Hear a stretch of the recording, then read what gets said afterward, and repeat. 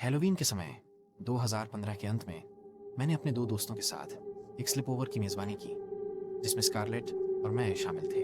ले डरपोक और चंचल थी, लेकिन स्कारलेट हमेशा आत्मविश्वासी रहती थी।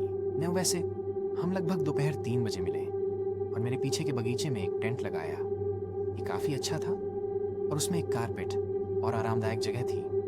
हमने इसे पिछले गेट के पास लगाया, जो उस समय पुराना और सड़ा हुआ था, और जब उसके बगल में खड़े होते थे तो एक औसत वयस्क उससे 2 फीट ऊपर होता था। वो हम सब ने तैयारी के बाद ट्रिक और ट्रीटिंग की। तब तक लगभग 7 बज चुके थे। हम कुछ और दोस्तों से मिले और सामान्य रूप से हमारा समय बहुत अच्छा बीता।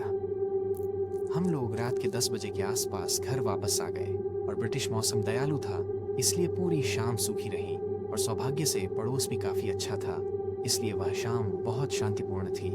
हमने मार्शमैलो भुने, ट्रूथ और डेयर खेला और फिर अंततः जब बाहर पूरी तरह अंधेरा हो गया तो सोने के लिए लेट गए।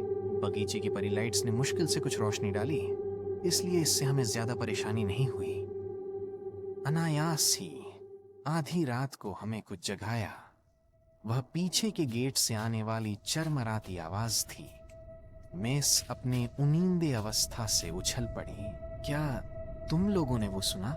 उसने डरी हुई आवाज में पूछा, और जैसे ही उसने ये कहा, हमने तंबू के बाहर से किसी की खांसी की आवाज सुनी।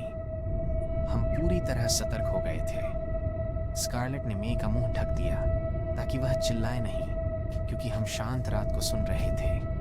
जब गहरी और भारी आवाज आई, हम लगभग पूरी तरह से डर गए। तुम बच्चों को कुछ कैंडी चाहिए? एक भारी आवाज ने हमसे कहा। ये एक बूढ़े आदमी की आवाज लग रही थी, कोई ऐसा जिसने अपनी जिंदगी में बहुत ज्यादा धूम्रपान किया हो।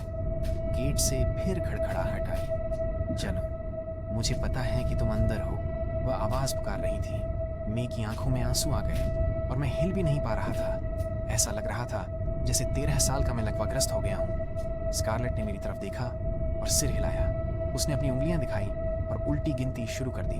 तभी हमने दौड़ने का फैसला किया। जब उसने 0 कहा, हम सब तेजी से घर के अंदर भागे।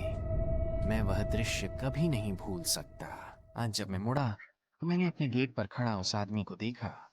उसके बाल सफेद और लंबे थे, उसकी दाढ़ी उलझी हुई और गंदी थी, और उसके चेहरे पर सबसे भयानक भाव था। ये जैसे शुद्ध बुराई थी। वो भूखा लग रहा था, लेकिन किसी इंसान की तरह नहीं, बल्कि एक भूखे शिकारी की तरह, जैसे कि वह हमें उसी पल चोट पहुंचाना चाहता हो। ये गेट पर कील सौभाग्य से एक क्रॉस की तरह थी, और जब उसने कोशिश की, वह अंदर नहीं आ सका। लेकिन मेरे गेट के ऊपर ग्रिल के पीछे मैंने उसके हाथ में कुछ चमकते हुए देखा। एक कसाई की चाकू। इसमें कोई शक नहीं था। मैंने डर के मारे गला घोंट दिया जब मैंने उसे देखा, और जैसे ही हम पिछले दरवाजे तक पहुंचे, मैंने चाबी घुमाई और हम लोग दौड़ते हुए मेरी माँ के कमरे में चले गए। पहले तो उसने हमारी बात का विश्वास नहीं किया, लेकिन अपनी खिड़की से बाहर देखने के बाद उसने हमें अंदर बुलाया, अपना दरवाज़ा बंद किया और 999 पर कॉल किया। तो हमारे यहाँ का 911 है। एक दिन मैंने अपने मुख्य दरवाजे पर दस्तक सुनी। मुझे लगा वह पीछे से घूमकर वहां पहुंचा होगा। जल्द ही वह दस्तक तेजी से पीटने में बदल गई और मैंने बाहर से उस बूढ़े आदमी को गालियां देते सुना। जब उसने सायरन की आवाज़ सुनी तो उसने फ़ोन रख दिया। फिर मैंने एक आदमी से एक अपशब्द सुना।